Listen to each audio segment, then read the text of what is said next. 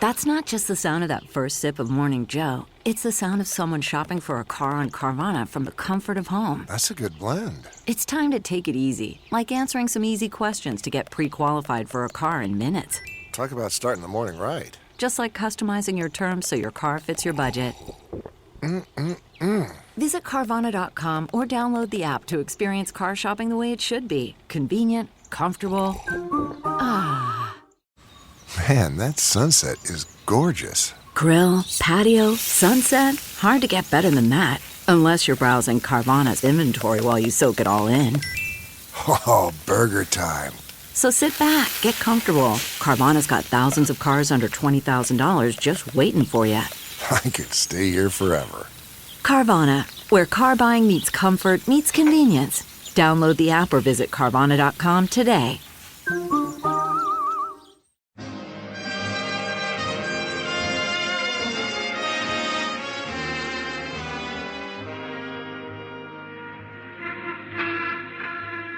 Broadway's My Beat, from Times Square to Columbus Circle, the gaudiest, the most violent, the lonesomest mile in the world.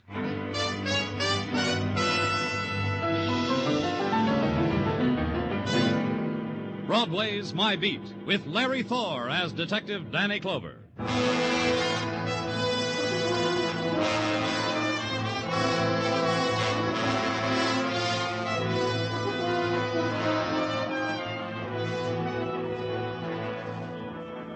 The day without color is only 6 hours old, and the restlessness begins to eat at Broadway. The waiting, the longing for the nighttime begins to gnaw, like hunger, like thirst. Because Broadway's night is a banquet loaded with delicacies. The scarlet wine of neon, the forbidden fruit of a trumpet scream, the lukewarm stew offered on a tin plate through an alley doorway. But Broadway's day, that's the drab time, kid, the empty time. The time of leaning against sun-warmed stone and waiting. And you wait with the rest of Broadway, because it'll come. Something will come.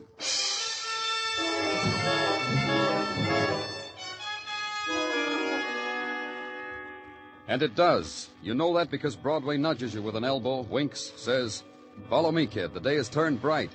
And it's not far away where the day is bright, on 39th Street, just off 7th Avenue, in the Garment Center. The crowd is already there ahead of you, toothpicking its last bite of lunch, digesting the spectacle of a man sprawled on the pavement. The dress rack he'd been pushing lay beneath him. There was a scissors in his back. His blood sketched a new pattern on the bright, flowered silk prints. And the man, heavy in the shoulders, pushing a space into the crowd so you can be close to it, so he can fill you in on it. You got here fast, Danny. I was shown the way. Who is he, Muggavan? His wallet says he's Thomas Hart. His Social Security card, YMCA membership, it all says he was Thomas Hart. These people know him. Been calling him by name. He don't answer for 20 minutes now, I'd say. Any of them see it happen? No, I asked around. They were all busy with shop talk, with wife and kid talk, with union talk. First thing they noticed was Sinclair Stylecraft's new sample spring line was spilled in the gutter. They kept the cabs and trucks from running over the dresses. Sinclair what? Sinclair Stylecraft. See? On their dress labels. Huh? A dress manufacturing place up the street. He worked there. They all told me that, and I didn't even ask. Keep him back, Muggavan. They're waiting for us to act something out. Just keep him back. After a while, one of the onlookers glanced at his watch and hurried away. Lunch hour was over, and he'd be the big man around the water cooler this afternoon. Something big just happened to him. He'd seen a man with a scissors in his back. And a girl looked up from the pavement, smiled across the crowd to a boy in a sports shirt, and walked away slowly. And a woman in a youthful hat took her place. In a few minutes, it was all over. Two men threw a blanket over the face of Thomas Hart and carried him away.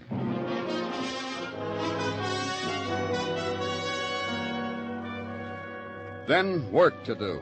Thomas Hart worked for Sinclair Stylecraft, ladies and missus dresses, down the street. Go there. 4 flights up on a freight elevator. Nod to the gray-haired man holding the wheel in a comic book and get no answer.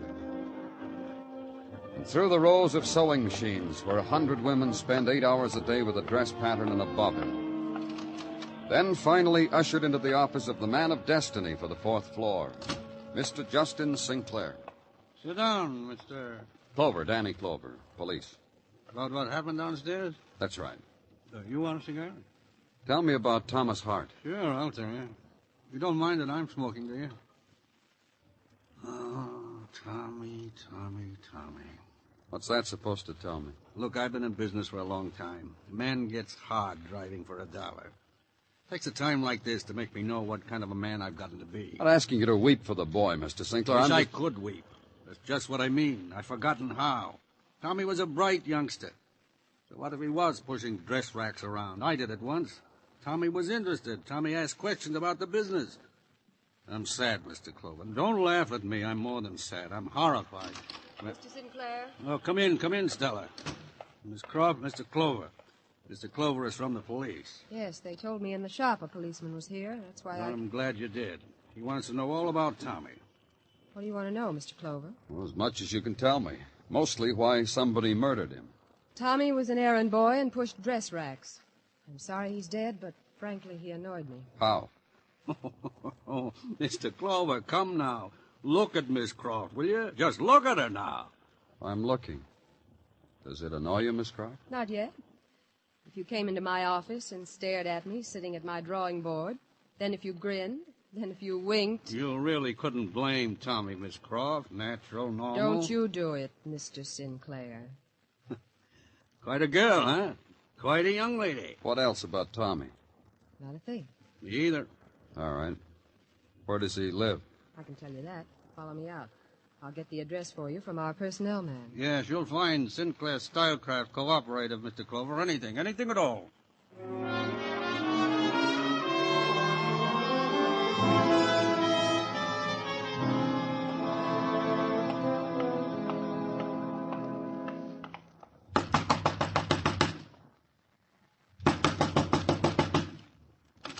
Next time, knock soft, mister. You want something from Jonesy, the keeper of the garbage pails, the collector of rent, you'll knock soft. They told me Thomas Hart lived here. Show me his room. Tommy's dead. It's been the topic of the day for the tenants how Tommy's dead. He don't need nobody in his room. Now he's dead. Can't use him. Look closely, Jonesy. This is how a policeman looks who wants something. Huh? I don't care what your sickness is. Next time, knock soft. Come on. You knew Tommy? No, sure I knew him. He never wrapped his leavings in the newspaper, not even a greasy brown paper bag. What else do you need to know about a man? But sometimes you'd open your door and peep at his collars. Sure I peep. You don't peep when you get the chance? Back off, Jonesy. Who'd you see? Oh, well, once it was a guy with a dirty white apron and a sack of beer cans. Up these stairs he went whistling. Give me a minute, I'll tell you what he was whistling. No one else? Sure, someone else. With silk stockings and high-strapped shoes. But living as I live in a basement apartment, it got away from me before I could see the face. That never took a moment's happiness away from me, not seeing her face. What do I care? Yeah. Tommy's room. Phew. Crummy tenant, wasn't it? Crumbs bring exterminators. Exterminators cost the management money. Take your hands off Tommy's suitcase. Something in this shirt pocket. What, nose tissues? Tommy was always with nose tissues. I forgot to tell you. Money. 20s, 10s. $500. All's in there is a wash basin. That calendar you're looking at, I got piled downstairs.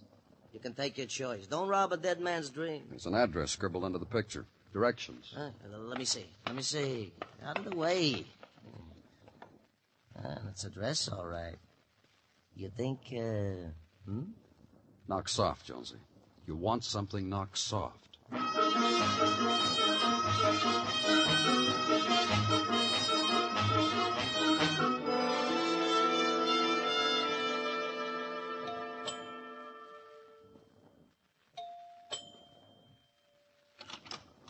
Yes? The nameplate on the door says this is the residence of Justin and Elizabeth Sinclair. Is that right? No, I'm Mrs. Sinclair. What is it you want? Well, my name's Danny Clover. I'm from The police. You're from the police. Well, come in, please.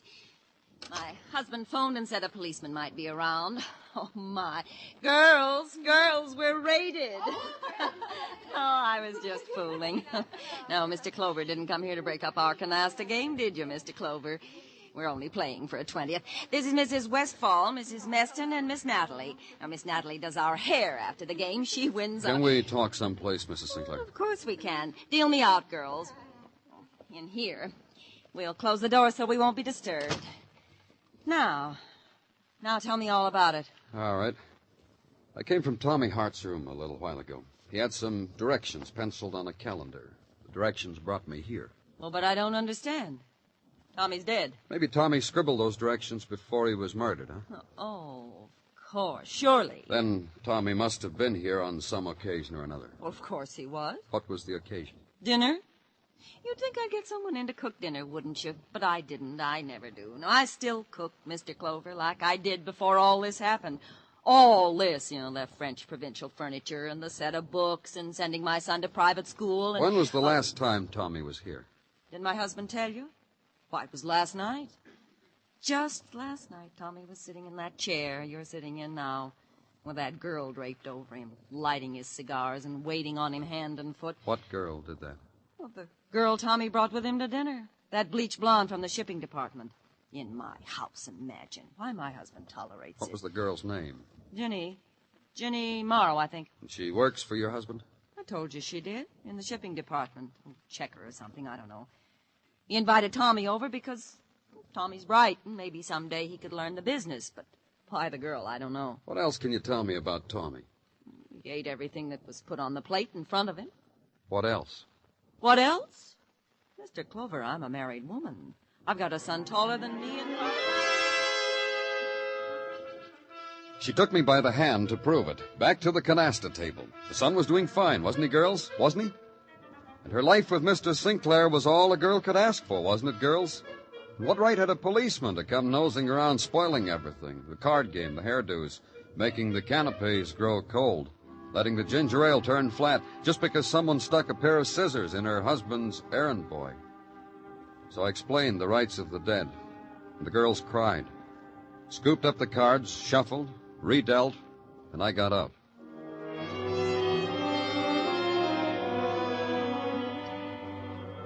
At Sinclair Stylecraft, ladies and Mrs. Dresses, a woman finished a seam, took the rimless glasses off her nose, rubbed her eyes, told me Jenny Morrow, shipping, was on the loading platform having a smoke.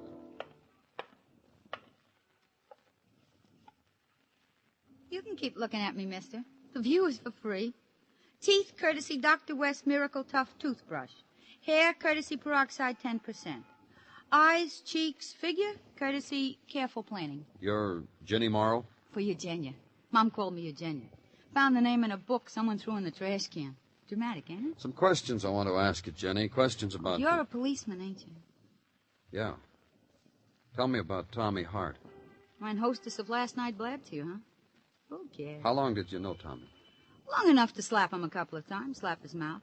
Then he says he'll make up to me. He'll take me to the boss's house for dinner. Big deal. You didn't enjoy it? Here I am practically spilling my life's blood on you, and I don't even know your name. Oh, Danny Clover. It suits you. No, I didn't enjoy the supper, Danny. I got the feeling... Oh, I'm crazy. I'm making it up out of my own head. What feeling, Jenny? You ever had it? The feeling that you've been taken someplace just so as you could insult people with your presence? Just by being in a place you don't belong, it's an insult? Just by being what you are? But Mr. and Mrs. Sinclair invited you, Jenny. Tommy twisted an arm. That's how come I'm invited. Big deal. Tommy did that to you, and he's your steady boyfriend? Oh, steady? What steady? That Daisy go pin on Stella the designer, me. I was the last name on the list. Stella Croft? Stella, the designer of designs. Where is she? By the Pantages Theater on 42nd Street, in the third row on the aisle. An arrangement we got with the management, so Stella can steal the latest Paris creations from the Parisian actors. Oh, Stella has a life. Maybe it'll come to me someday. I'll work on it. It was a 5-minute walk to 42nd Street in the Pantages Theater. On the stage, a man in a plaid dinner jacket was having a little trouble hoisting a girl to his shoulders. But when he did, they were fine together, circling faultlessly to the music. By the time I got down front, the man was holding his partner over his head, spinning, smiling, and turning red. Stella Croft was there, all right, pad and pencil poised, staring at the act. The dancers bowed. Everybody applauded. Everybody was happy. Not Stella. Stella with a scissor stuck in her side. Lifeless Stella. Dead Stella.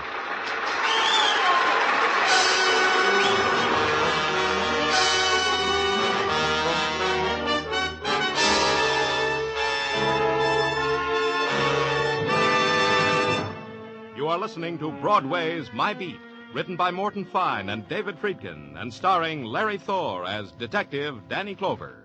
Every Sunday evening, CBS brings you two of its top comedy stars, Jack Benny and Eve Arden. It makes no difference where you live, whom you know, what your job is. Everyone immediately feels at home with Eve Arden's romantic, harassed schoolteacher and with Jack's careful spending, perennially youthful portrait of himself. CBS cordially invites you to join them this Sunday again when Eve Arden plays Our Miss Brooks on most of these same stations, and Jack Benny and his gang are heard on them all. Now the second act of Elliott Lewis's production of Broadway's My Beat.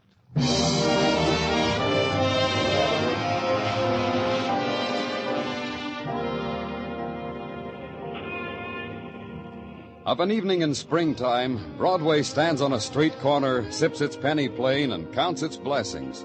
The Yanks, the Giants, the Bums, only a 10-cent subway ride's distance, and usually worth it. There's bottled orange juice from sun-kissed California to be tasted for a nickel. And the rides are getting painted at Coney. And the moon that rocks down over Manhattan in April is a special kind of moon. And the music that lilts from doorways is a special music. And the girls are golden. There's more, too. It blinks around the Translux and demands your attention for 10 seconds. Girl stabbed at the Pantages Theater. Police seek early arrest, especially me. Oh, it's you. I was expecting the Mestons. More canasta, Mrs. Sinclair? More people dead. The Mestons were coming to console us. They're good at it, make it enjoyable. I don't suppose that's why you came. No. But you want to come into my house and ask your ugly questions. Uh-huh. Just stand right where you are. Justin, it's that cop I told you about, the one who... Does he have a right to come in? Of course, Elizabeth. Of course. The man has all the rights in the world. Yes, dear. Justin says you may come in. Sit down, Mr. Clover. Take the world off your back. Sit down and talk to Elizabeth and me. Cigars there at your fingertips. Anything you need, ask Elizabeth for. Maybe Mrs. Sinclair would like to make you some coffee or a sandwich. Anything that'll take her out of there, huh, Mr. Clover? Don't be embarrassed. You can talk in front of Elizabeth. She knows more about the man Sinclair than I know. Correct, baby doll? Yeah, you want to know about Justin's friendship with Stella, is that it, Mr. Clover? Before the scissors episode, I mean? Well, that's it. I didn't think we'd get around to it so easy, but that's it. You won't mind if I tell him, Justin. Not a bit of it, baby doll. Just hand me a cigar first. Thank you. All right? Thank you, Elizabeth. Any time, Mrs. Sinclair. This friendship, as you called it? It was you, Mrs. Sinclair. I remember because it surprised me, the name you gave it. You thought it. There was nothing between Stella Croft and my husband, Justin, except the normal relationship of an employer to his employee. Consultation over dress designs during working hours, approval, disapproval, the putting into production, the countersigning of the weekly paycheck. Nothing more, Mr. Sinclair? There was more, she'll tell you. There were the times my husband, Justin, took her to fashion shows, to dinners for the buyers at expensive places. There was the time of a manufacturers' convention in Atlantic City. Justin called me every morning, every night. Stella was pretty. Some people thought lovely. She brought us customers, made us richer. That was what was between Stella and my husband. Nothing more. And you don't know why she's dead? No, we don't know. But it saddens us, Mr. Clover. Send him home, Justin. I'm tired. I want to sleep. If the Mestons come, tell them I'm sick. They'll understand. More legwork now. The pinching up of the bits and scraps that people leave behind. Get as many as you can and arrange them chronologically, by emotion, by habit, by appetite. Draw a line, one from the other, and peep at a life now nearly dead. For instance, go now to the apartment of Stella Croft. Walk the corridor that once brought Stella home. Turn the knob of her door.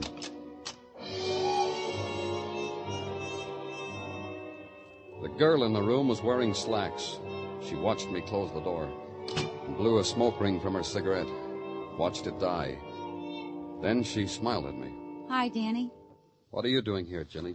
Oh, taking the tour. Seeing how a girl lives when she works in the front office of Sinclair Stylecraft. Gosh, quilted blue satin. How did you get in here? Did you see the superintendent downstairs? Yeah. Did his eyes light up when he saw you? Huh? Jenny, how well did you know Stella Croft? Who gets to know a dame like that if you're another dame? Look, Danny, I'm not the type to be a Pollyanna. My mother told me, Jenny, never be a Pollyanna. Stand on your own 2 feet. You don't like somebody, don't like 'em. And that's how I felt about Stella, to a T. Because she had all this, because she was going out with Mr. Sinclair? So I was jealous. But this apartment is something to get jealous about. You going to try your luck with Sinclair? He's already noticed, Danny. The day that I wore that black velveteen with the peasant blouse, he spent practically the whole morning in the shipping department giving me a personal supervise. You want me for anything more, Danny? No. Just be around where I can find you, Jenny. Oh, sure, Danny. I really would, Danny. I'd drop all my appointments.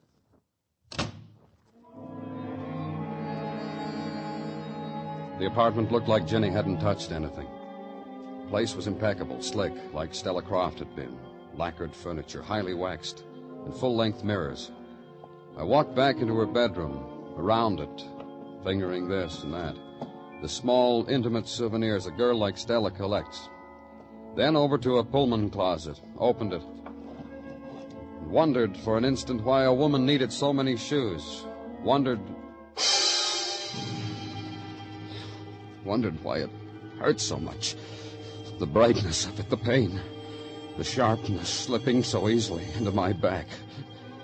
Then gave it up because I couldn't hold on to it.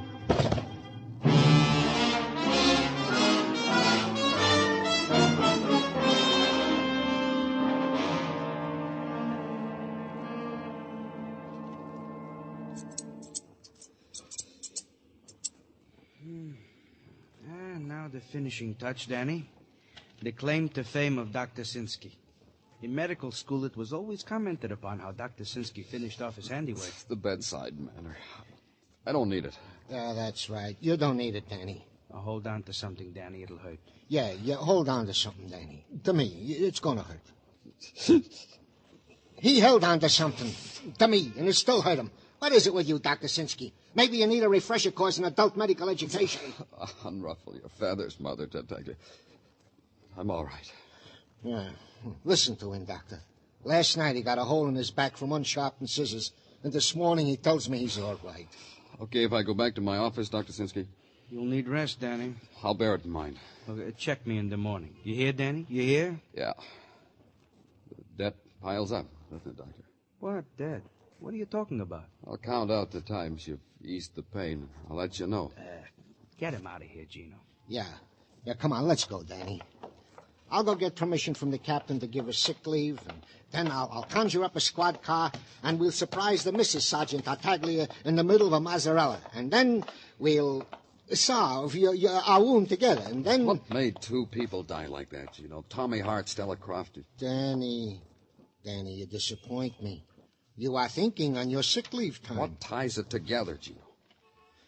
Danny, if I tell you, you promise to let me manage your sickness? Huh? What ties it is Tommy Hart and Stella Croft were once married in that place in Maryland, on that quick marriage plan? I ain't making it up, Danny. Muggavan dug it out of the records. It was a secret between you 2? Oh, Danny, it don't mean nothing. They got it annulled the next day. That unties it. Danny, you're jeopardizing your good health. Danny!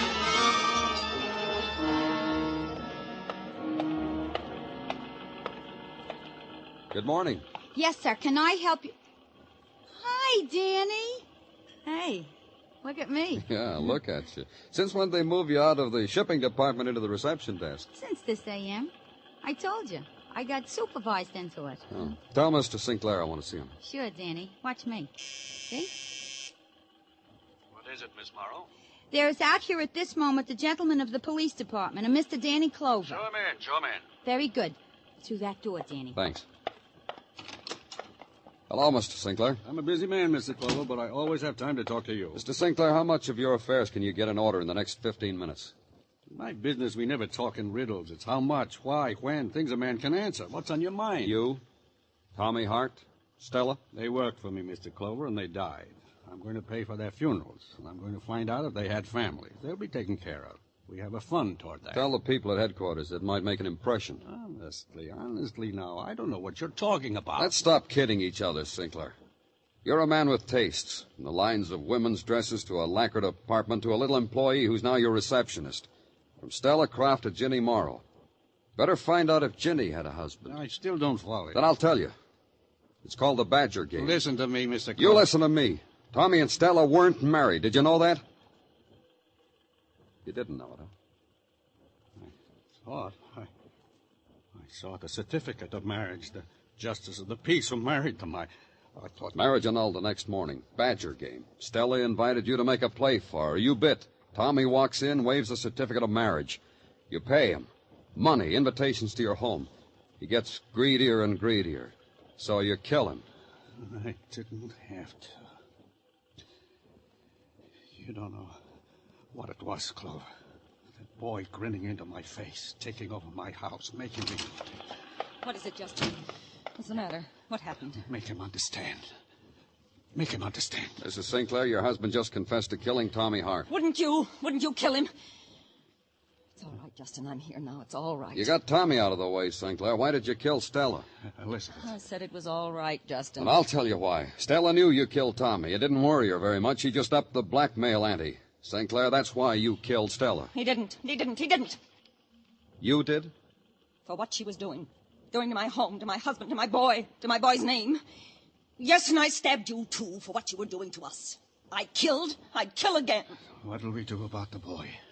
You didn't think, did you, Justin? You just didn't think. When you started it, when you saw that Stella, you didn't think. Please, please. Oh, the boy'll be all right. We have money. It's more than you had when you started. He'll be all right, Justin. It's going to be all right.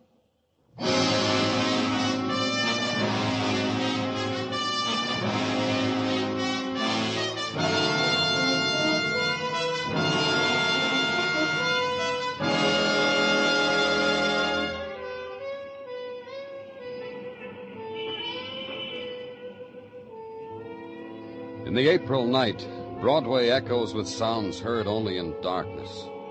The whispers that speckle places where there's no sun. There's a touch on your coat, you turn. There's no one. Nothing. Only the trail of dust on your shoulder. It's Broadway, the gaudiest, the most violent, the lonesomest mile in the world.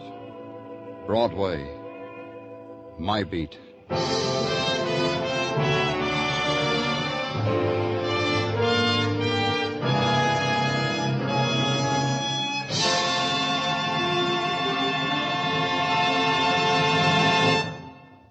Broadway's My Beat stars Larry Thor as Detective Danny Clover with Charles Calvert as Tartaglia and Jack Crucian as Muggavan. The program was produced and directed by Elliott Lewis with musical score composed and conducted by Alexander Courage. In tonight's cast, Irene Tedrow was heard as Elizabeth Sinclair, Herb Butterfield as Justin Sinclair, Sylvia Sims as Ginny Morrow, Mary Shipp as Stella Croft, and Sidney Miller as Jones.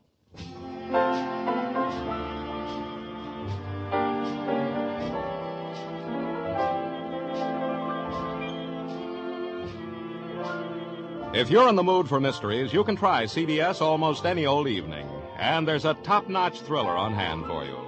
Tomorrow and every Sunday, it's Charlie Wilde. Monday nights, the top Hollywood stars appear in original thrillers on the Hollywood Star Playhouse. Thursdays, there's a swell night for mystery and thrills on CBS. Suspense, Mr. Keen, and the FBI and Peace and War are heard on most of these same stations. Stay tuned now for Sing It Again, which follows immediately on most of these same CBS stations.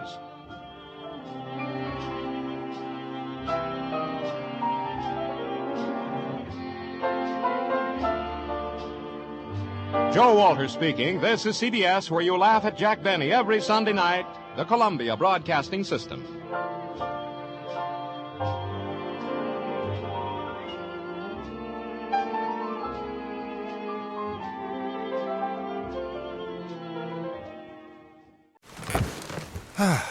The comfort of your favorite seat is now your comfy car-selling command center, thanks to Carvana. It doesn't get any better than this. Your favorite seat's the best spot in the house. Make it even better by entering your license plate or VIN and getting a real offer in minutes.